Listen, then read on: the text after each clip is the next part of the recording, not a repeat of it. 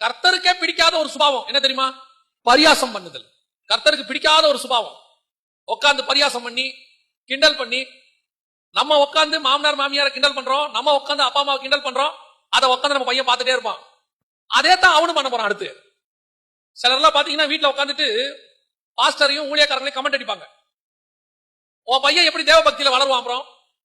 அப்புறம் நீங்க வந்து பாஸ்டர் கிட்ட சொல்றீங்க, என் பையன் கீழ்ப்படியவே மாட்டேங்கிறான், சபைக்கு வரவே மாட்டேங்கிறான். என்ன காரணம்? நீங்க என்ன பண்ணீங்கன்னு கொஞ்சம் உட்காந்து பாருங்க. நம்ம செய்யற ஏதாவது இங்கிலீஷ்ல ஒண்ணு இருக்கு, for each and every reaction there is a opposite reaction அப்படிமா பிசிக்ஸ்ல. நாம என்ன செஞ்சாலும் திருப்பி ஒரு ரியாக்ஷன் உண்டு. நீ உட்கார்ந்து உங்க வீட்டுல டிவில போன்ல ஊழியக்காரனை கமெண்ட் அடிச்சா நீங்க நினைச்சுக்கிட்டீங்க ஊழியக்காரனை கமெண்ட் அடிச்சவனு.